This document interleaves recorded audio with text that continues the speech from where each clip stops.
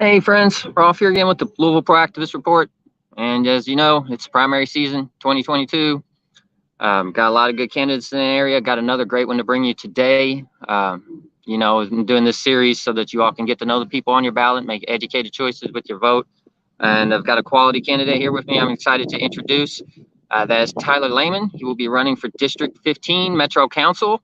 He has very extensive plan with policy, and you know I'm a policy guy, so let's get into this. Let me get the camera on Tyler here.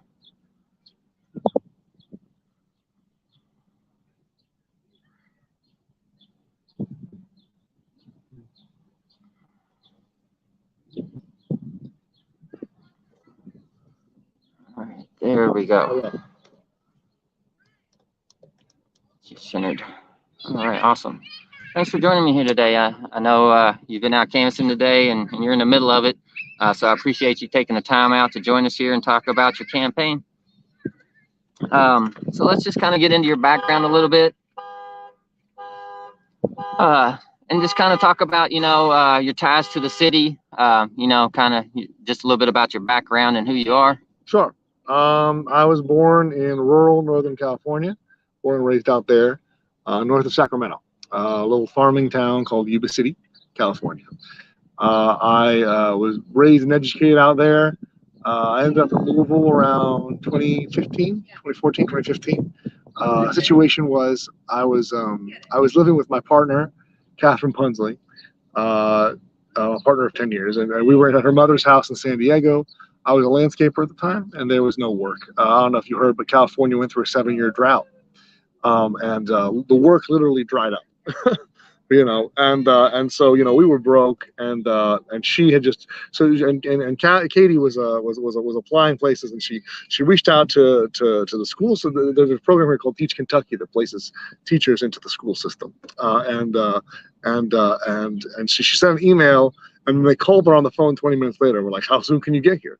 So we packed up my car, and we drove across the country, you know, and we've been in Louisville ever since. It's about 7-8 years now. Nice. So how did you kind of get into politics, and what made you interested in this particular seat, Metro Council District 15 seat? How did that come about? Well, I belong. So you remember? So I voted for Clinton in 2016. You know, against Trump. I wasn't gonna but then I was like, because you remember Trump wasn't supposed to win, right?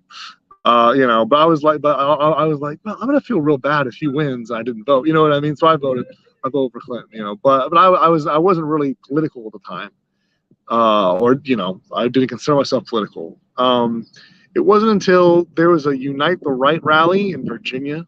Remember, they what's it called? They drove that car into the Heather Heyer, and they killed her. Yeah. And I was like, oh, they're killing people. You know, so it was time to pick a side. So I picked a side. You know, I joined DSA, Louisville, the Democratic Socialists of America, Louisville chapter, and I've been organizing on the left ever since. You know, why? So the situation here was I was approached by the DSA Electoral Committee. You know, and they were like, well, we need somebody in 15. You know. And it's you or nobody, and I'm like, well, it can't be nobody, right? You know, so that's it. I'm running at the behest of my friends in the socialist movement, you know, who have asked me to represent our politics, our ideas, you know, and that's what I'm doing. That's the story. Awesome. Now I was looking at your website and just kind of reading your bio, and I saw something interesting that stood out to me that I wanted to ask you about because I'm just curious. But I see that you're a martial arts instructor. Yes, sir. And you know, how do you get into that, and what do you think? Like, I know that brings a lot to a person being in martial arts. How do you think that's benefiting you? You know, as campaigning is a difficult thing. So you know, how's that making life a little easier for you today?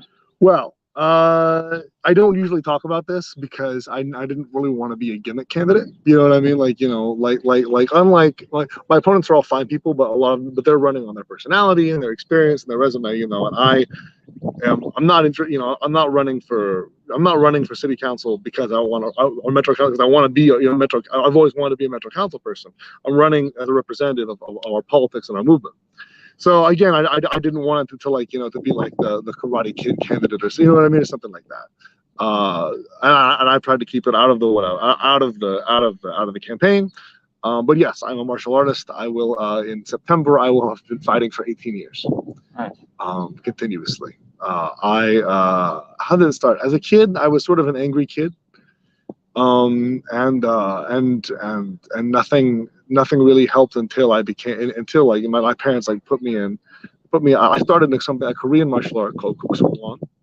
I did that through sort of a turbulent youth, you know, 13 to 18-ish, 5 years or so, and then when I was 18, I ended up in a martial art called capoeira, a Brazilian martial art, which is what I now teach and practice, and I've been doing that ever since.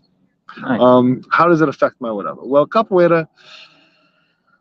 I mean, you think municipal politics is political, and you're right, obviously. But capoeira is a very small and political world, so I don't want to talk. You know, I don't want to get too much into it. You know what I mean? Like, you know, because everybody's got their own idea of capoeira.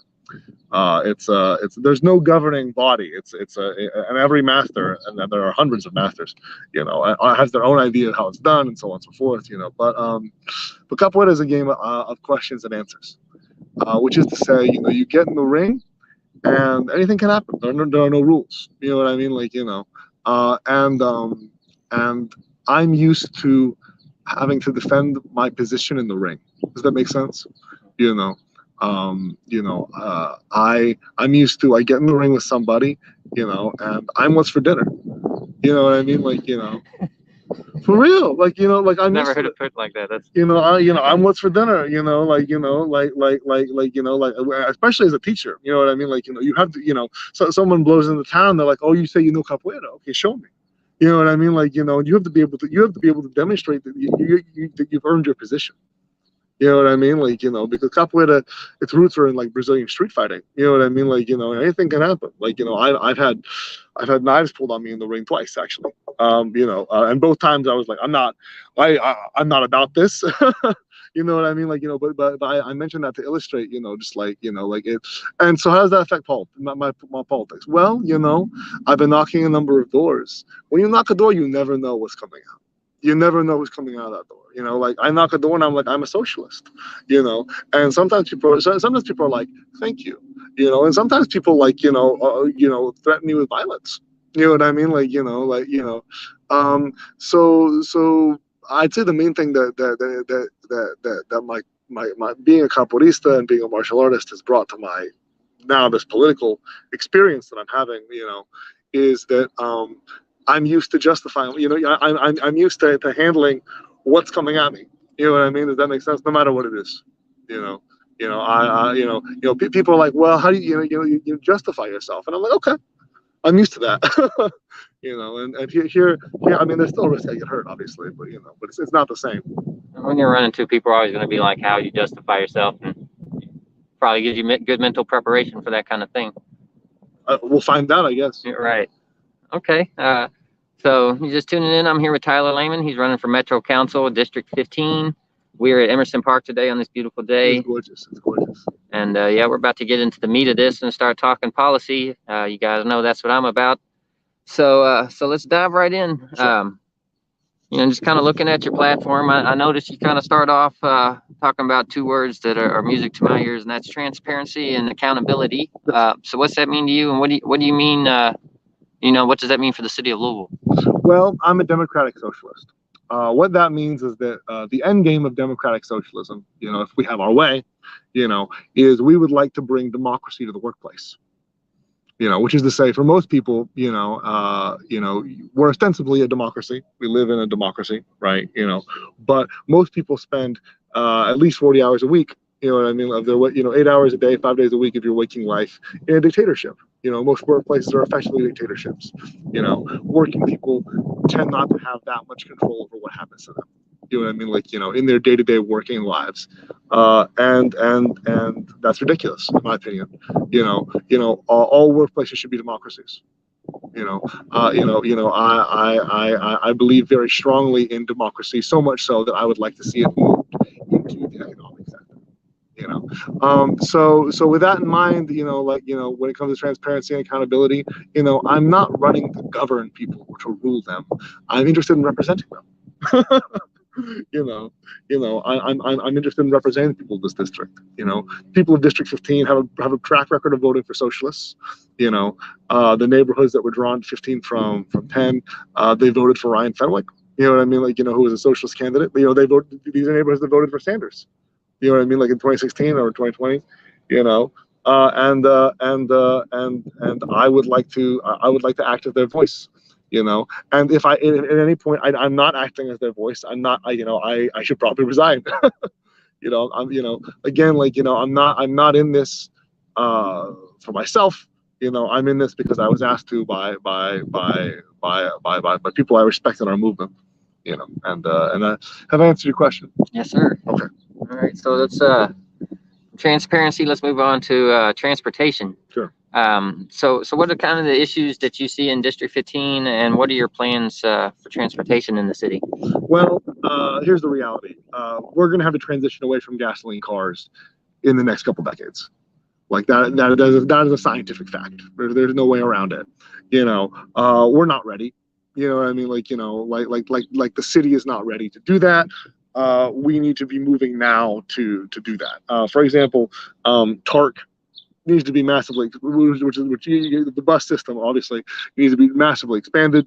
And it should be free at the point of use, which is to say, we should be funding it through tax. It's already partially funded through taxation and everything. It's not like all the buses are paid for by your fare or whatever. But what we need to do is turn the dial all the way up on the taxation, end of that, and away from, you put a fare to get on the bus. You know what I mean? The bus needs to be clean, needs to be beautiful, needs to be accessible to everybody. We need 1 million of them, because we're gonna have to move away from individual cars.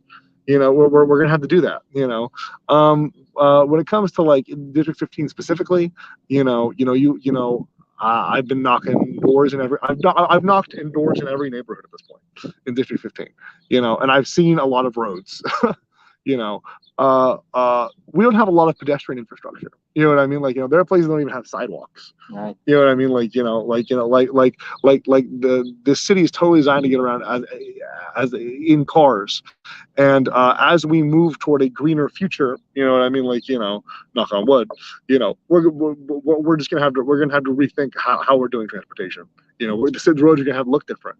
That and you knock doors in South Louisville or something like that. Around Hazelwood and Jacob's Addition, and the roads are in bad condition. This wouldn't fly in the East End. You know what I mean? But I feel like the Metro Council doesn't take people seriously. Because we don't have as much money. And that's explicit what I'm running against. I think that working people deserve to live in beautiful, comfortable places. They deserve to have their needs met. Your road should be well paved and efficient. You deserve that. It shouldn't be reserved only for rich people. All right. Now, one way to make that happen is through community decision making. Sure. And I heard you talk about that a little bit the other night at the forum. By the way, if you haven't seen it, there is a video up on my wall from the District 15 candidate forum at the All Wool and Yard Club the other night. So after you finish watching this, and did I say it backwards? All Wool and Yard Wide. Yeah, All Wool and Yard Wide. That's but yeah, after you finish watching this, check that video out. You can hear more about Tyler there. So you'll hear from me, I guess. Yeah. So yeah, just talk about community decision making. Well, what do you mean by that?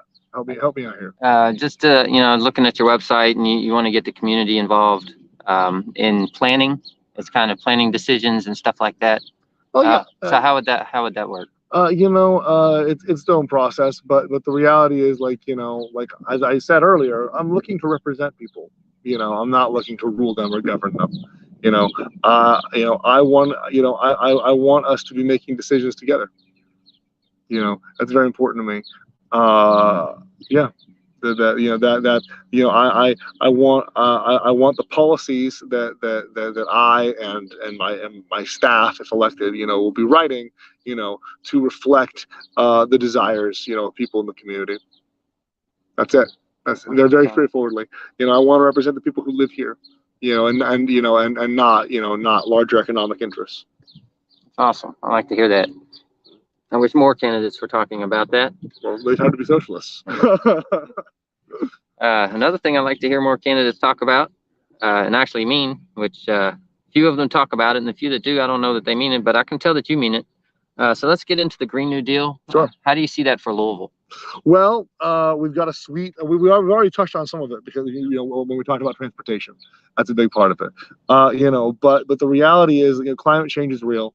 And the Green New Deal, which is a policy plank being pushed by several activist organizations. One of and among them is Democratic Socialists of America, DSA. Which I'm a member. I've also been endorsed by the Louisville local and by the national org. And I've been endorsed by the Green New Deal Committee, which is a branch of the national org. Both I and Robert Bell, who I understand you already interviewed, have been endorsed by them, and they're providing financial support and soon logistical support, which is you're very welcome. The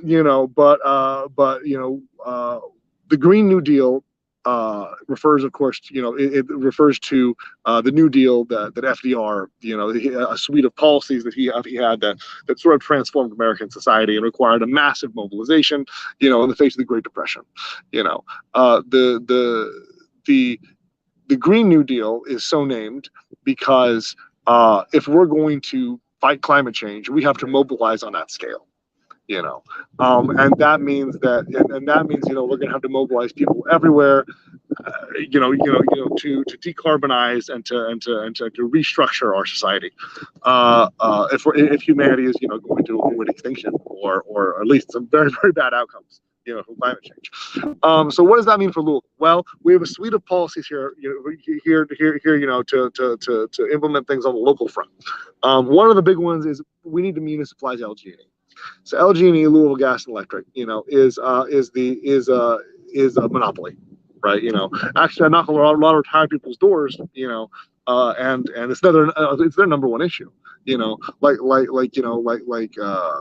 their heating oil bills spike like $500 over the winter, and if you're on a fixed income, you're a retired person, you could be facing starvation. When that happens all of a sudden. So LG&E was bought by something called PPL, which is out of Pennsylvania, as I understand it. And PPL got bought by an international energy conglomerate, right? So they're this gigantic faceless company, that is making record profits, on the backs of of the people of Louisville every year, in addition to being, a very dirty, carbon, polluter, it's also, it's also gouging people, it's ridiculous no matter which way you look at it, So part of my platform is we want to municipalize LG&E, and we can do it. My friend and campaign manager, Nick Condor, who, if elected, he'll be my legislative, he'll be my legislative aide. He's a wonderful guy, a PhD in urban politics, just a stupendous dude. And he's found a way in Kentucky law that would let Louisville just purchase LG&E outright. We can fund it through a bonds measure. You know what I mean? For this issue specifically, it's basically free money. Louisville should take possession of LG&E immediately, as soon as possible. And we should and first we should run it as a utility at cost. Right, it should only cost you to heat your house what it costs you to heat your house. Right, nobody should be making money off the back of that. When LG&E can charge whatever it wants because it's a monopoly, and you can't not heat your house. You'll freeze to death in the winter. So anyway, so first of all, yes, we're at a cost. The second thing is, if we're going to decarbonize it, we need to take control of it.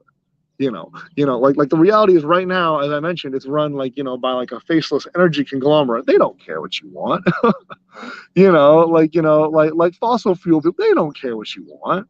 The only thing that we have in this country that is an expression of our democratic will is our government. You know what I mean? Like, and so we need to use that. We need to use the power of the state to take control of our energy infrastructure.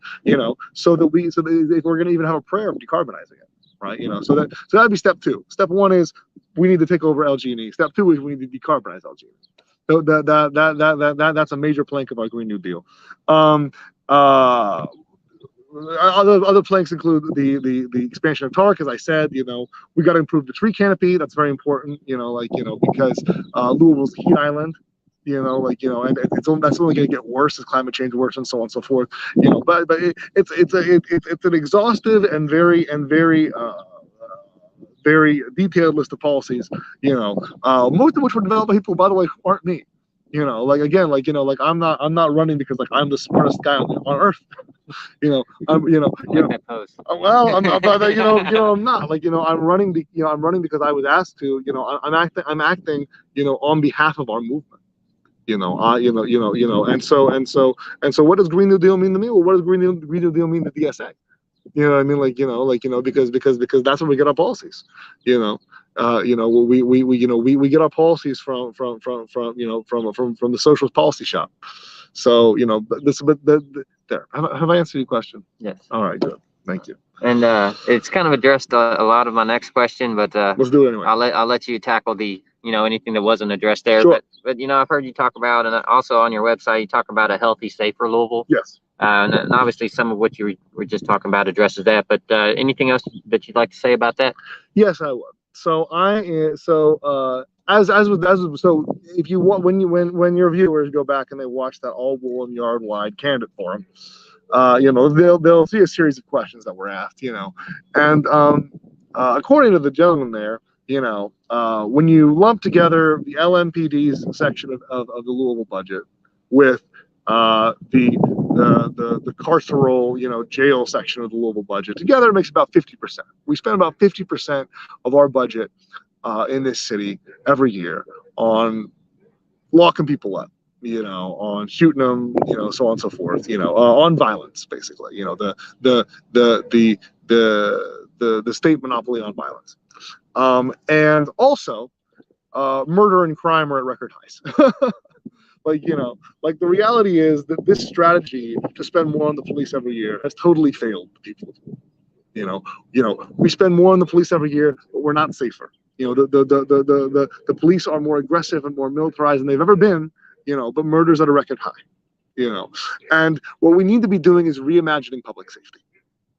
So part of my platform is, it's time that we stop throwing so much money at the police. We need to reroute police money toward making this city a better place to live. I'm talking parks, I'm talking libraries, I'm talking social services. I'm talking, what can the government do for you? Besides armed agents of the state. Because I believe that we're seeing crime at such high levels because people are desperate. They're having a bad time. Rent goes up every year and wages don't. People are suffering. I believe if we make this city a better place to live, you'll see crime drop. That's how I feel about it. All right. I love how you're making my job easier. You're transitioning for me right away. So let's just follow up on that. Maybe we should have coordinated first. I love it, man. It's good. Good stuff. So let's talk about justice for the city. And then a lot of what you just talked about is justice for the people. But is there, go ahead and add to that for me. Sure. Everyone's talking about the deaths in the Louisville jail. You know what I mean? And there are people locked up in there, awaiting trial. People who have been convicted of no crime, merely accused, and they're living in these dangerous, unsanitary conditions. I think we need to be letting way more people out of prison. People should only be locked up, for violent crimes. We need to reimagine, justice. And furthermore, I believe that once people pay their debt to society, they should be able to vote. Slave labor is technically illegal in this country except for prisoners. you know, and that's totally unacceptable, you know, because like, you know, because the function of the function of that loophole, you know, is like, you know, well, let's just criminalize and arrest huge classes of people. Of course, also it's a racial issue too, you know, like, you know, because those huge classes of people who are being criminalized and arrested, they look a certain way, you know, like, you know, and I don't have to tell you, you know. You know, it's brutal, you know, and I'm firmly against it. You know, I am against this authoritarian strain in our politics. I've used this line before, but you know, but anytime something happens in the city, it doubles down on violence. You know, but what we need to do is make the city a better place to live. That's what I believe. All right. So let's pivot a little bit to economic development. Sure. And I know that as a DSA member, as a socialist, you know, a lot of naysayers think, you know, socialist DSA doesn't really understand economics. They don't think socialists really get it. You know, obviously, I disagree with that. Sure. You know, so kind of talk about your views for economic development and, you know, let the people know how you feel. Look, there's plenty of money in this city. The problem is that it's only in a few places. You know, like by and large, you know, money in this city flows from west to east. You know, and because we live in a segregated city, you know, it flows from black regions to white regions. You know, that's just how it is. You know, it's fundamentally exploitative. You know, I am really not interested in helping developers or business people or, you know, or landlords make a buck. You know, they have an entire infrastructure of people, really the entire city government and the entire state government, basically, you know, who are looking out for their interests, which is to say the interests of capital, the interests of money people. I don't care about them. You know, and they don't need me to care about them. They're fine. You know, I want to represent the working people of this city. You know, politics is about power. Economics is also about power. You know, and power is about who lives and who dies. You know, power is about who has money to eat and who doesn't. Power is about, you know, who has a place to live and who doesn't. You know, power is about, you know, you're sleeping in your bed. You know, you've done nothing wrong. The police come in with a no-knock warrant. They kick your door. You know what I mean? They shoot you while you're sleeping in your bed and you die. You know, or you live in a neighborhood where that would never happen to you. You know, that's politics too. You know, and economics. You know, so I think I understand economics pretty well. You know, and I'm interested, you know, in making economics work for the working people of this city. A lot of, you know, economics is often a smokescreen, you know, for oh, we can't raise the minimum wage because that would you know, so on and so forth, you know. So, meanwhile, like, you know, like you know, you work, I'm not going to name any names, but you work at a grocery store in the city, you know, they start you off at $7.25 an hour. Those are starvation wages. You can work 40 hours a week, you know what I mean, like, you know, almost 60 hours a week, you know, at $7.25 an hour. You don't have enough money to pay rent on a one bedroom. You know what I mean? And the New York Times came in with an article the other day. Look it up. You know, I'm not making this up. You know, about like 20% of Kroger employees have been homeless in the past year. You know, like, and it's because, you know, because people are exploited. You know, they're paid starvation wages. You know, it's nuts. You know, meanwhile, like, you know, like the rich in this country, you know, have enough money that, like, you know, they're spending it on going to space. Amazon's here, and Jeff Bezos is the money that he spends building his dumb rocket or whatever, you know, that was generated by exploiting the labor of the people of this city. Not just this city, but this city too. You know, and so you know, so all this economic development, so on and so forth. You know, there's plenty of money. Like don't let them tell you, oh, there's no money. You know, this is the richest society in the history of the planet Earth. You know, there's no reason that everyone shouldn't be fed and housed. You know, and have medicine and have their needs provided for. You know, the only reason that it exists is because there are people at the top of the ladder who think that people at the bottom of the ladder should suffer. You know, so you know, so economic development. I think we need to talk about redistribution. That's what I'm talking about. All right, and that leads into you know, anybody watches my show probably knows these questions are coming. stuff that I work on personally. So with economic development, one of the things I'd like to see is municipal broadband here in the city, publicly owned internet. So just give us your thoughts on that. So full disclosure, you mentioned this right before. This is one of the things you mentioned right before we started filming. I'm into it, sure. I can see that. It's the internet's utility. It should be provided. It should be provided to people. The how are you going to have a democracy without an informed public? And in this day and age, how are you going to have an informed public without the internet? Not the internet, doesn't have problems, as an information conduit. But then again, it's not like the news doesn't have similar problems. It's now, and so yeah, I could easily be persuaded to back a municipal broadband policy. Yeah. All right. My other big thing that I want to see here in the city is legalization and decriminalization of cannabis. So just talk about your thoughts on that. Do you support that, or where do you? Yes, absolutely. Not only that, everybody who's been locked up, once we legalize it, everybody who's been locked up for crimes, related to cannabis and stuff, they should be let go. Like something that you see other places, is like they're starting to legalize it, like out west in California, stuff like that. And all of a sudden, Republicans are like, oh, I'm investing in this marijuana, company or whatever, and making millions of dollars. Meanwhile, like this dude who got busted for selling pot, he's rotting in jail. You know what I mean? Like that's ridiculous. But and of course that has racial elements and class elements and so on and so forth. But yes, I'm 100% in favor of decriminalizing. Cannabis, and going further, I want those people to be free. Awesome. All right, just a couple more topics here. Sure. This is a big one. Kind of saving it here for the end. Let's do it. Housing, yeah. Affordable housing specifically. Sure. A lot of homeless people here in the city. Yeah. 10 communities growing. Yeah. Yeah, they are. What's your take on it, and what can we do to fix this? Well, so this is actually one of the, I'm glad you asked, because this is one of my big planks. I've been homeless. That was back in 2014.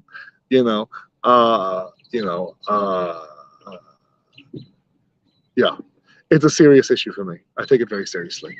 So the root cause of homelessness in our community is the commodification of housing, which is to say, there are more empty houses than there are homeless people. It's not a question. The problem is not one of supply. The problem is all of those empty houses are in the hands of private landlords who want rent, and lots of it. And as I mentioned, rent goes up every year and wages don't. The problem is that our society treats housing as a commodity, as an investment, instead of a right. Right, in my opinion, housing is a right, needs to be treated as such. So if we want to end homelessness in our community, we could do so if we decommodified the housing market. That's a bird's eye view. That's a huge tackle. You would have to take on so many very powerful people to do that. So I can't promise you that I could do it immediately.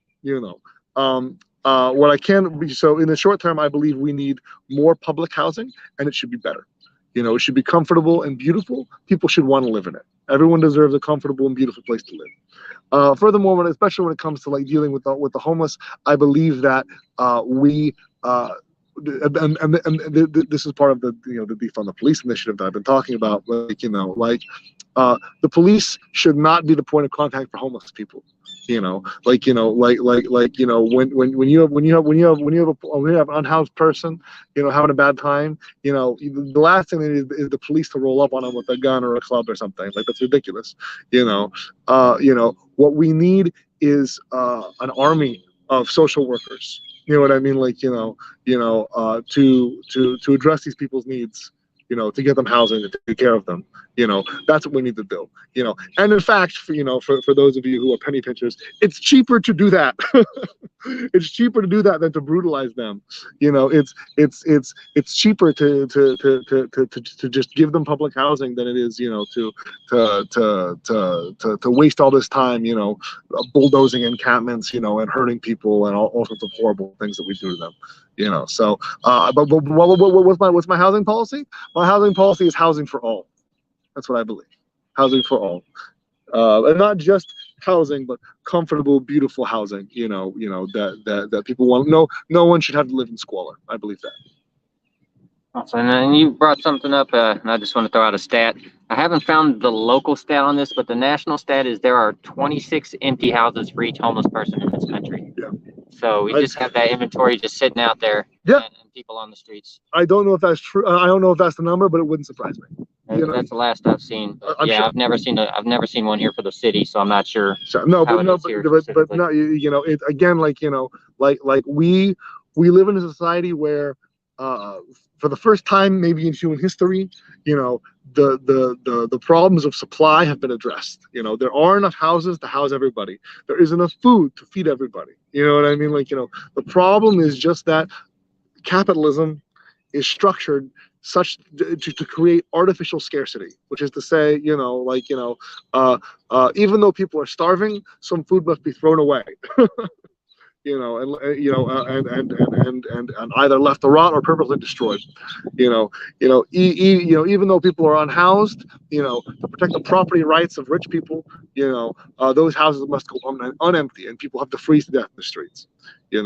I'm a socialist. I believe that what we must do, the political project of our modern age, is to transition our economy away from its focus on money and toward a focus on human need. That's the project, and if elected, I will serve in that spirit, and I will do my best to be a small part of that enormous project. All right, last topic here, and like some of these other things, you've addressed some of this already, but I know there's more to say about it. Sure. And that's just your view on public services, kind of, how you view it right now and how you would like to see it here in the city. Well, part of my platform, is, again, we spend an enormous amount of money on the police. Meanwhile, Mayor Fisher the other year, he tried to close a couple of libraries, and just throw the money at the police department. There was an outcry. It didn't quite happen that way, but my campaign staff has unionized teachers and librarians mostly. I believe very strongly in public services. I think that we need to invest a huge amount of money in them, but not just money, but extra expertise and time, and seriously, reimagine what government can do for people. There's a branch of our politics, that has totally given up on the idea of government. It's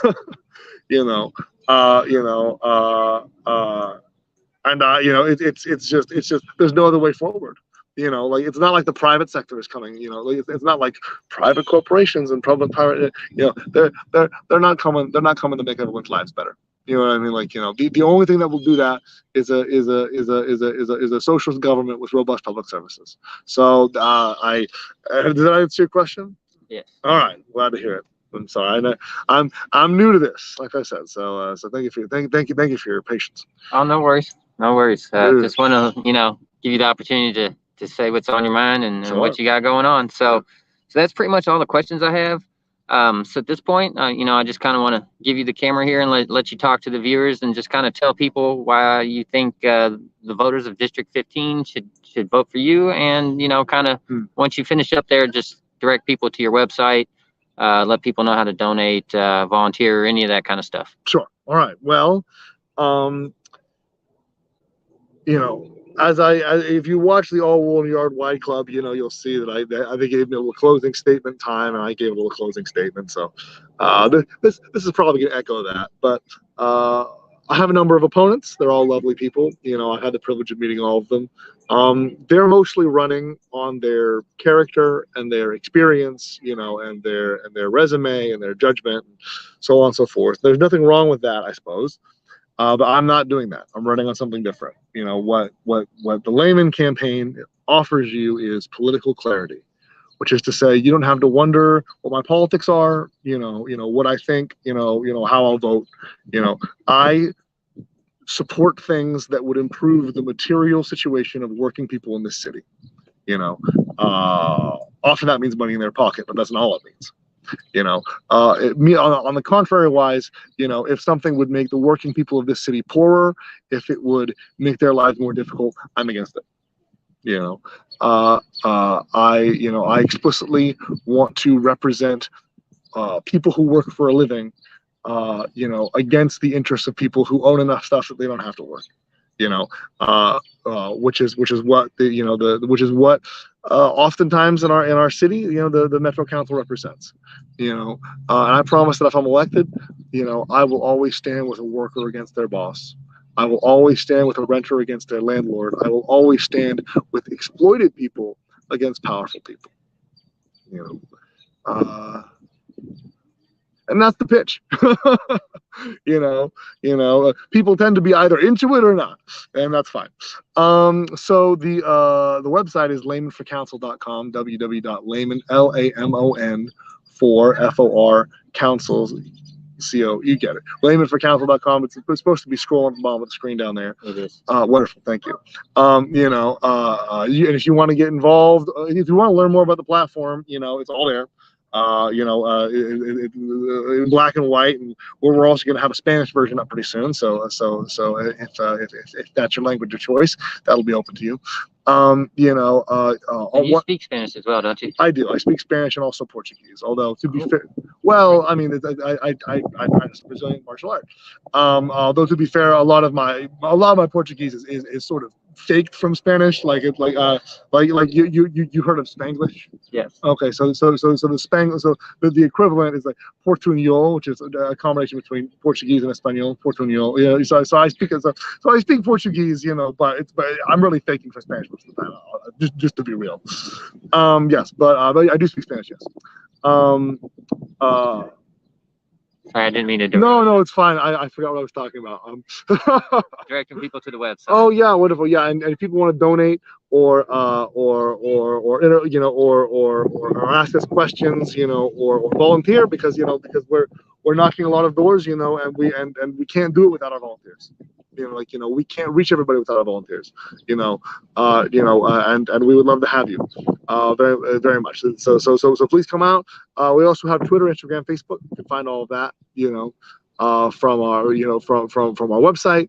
That's great. We've got a fundraiser coming up actually this weekend, the 16th, I believe. Brunch and Roses. I believe my team has named it. We're not asking too much money. If you want to come. Brunch is provided. We got donuts. I think there's mimosas. It's going to be a good time, and I'll be there. You can ask me questions to talk about. Ask me whatever. You can grill me if you like. That'll be good. And you can find that information, from our social media. There you go. That's about it, I figure. All right. Well, I appreciate you taking the time to come on. I know how campaigning is and how much time it takes. You're working too. I get it. Yeah, but yeah, thank you for coming out here on this beautiful day and spending some time with us and talking to the viewers here. No, it's been an honor. I really relish and appreciate this opportunity. This is such a tiny race. It's received such little attention. Apart from the All Wool in the Yard Wide Club forum, it's not like there's been like a huge public discussion of a lot of the politics at play. And we talk to people when we hit the doors, of course. But it's and that's one person at a time. 30,000 live in the district, So thank you for offering your platform to allow us to continue this conversation. Absolutely, and I do just personally looking at all the races, I think this 15 race is probably the most interesting race going this time, along with the mayor race. Sure. That people should have their eyes on this. It's a big race, so absolutely. Yeah. So I'm gonna do a camera swap here. Sure, go for it. Take your time. Wow, they make me have to do so many buttons just to flip a camera. But they do. That's life. So here we go. All right, you all. Thank you for watching. This is part of my Primaries 22 series. And so check out my previous videos I've done. I've done several. I have a couple more lined up, a couple more I'm working on. I just want to help you all get to know these people on your ballot, so you can make informed choices when you are voting. I know that the information is sparse on some of these races, so I'll do my best to bring you all the best candidates from these races and let you all get to know them. So if you know anybody in District 15, share this video out to them. Let them, get to know Tyler. But yeah, so until next time, you all, thanks for watching. Share this out, and remember to always think critically.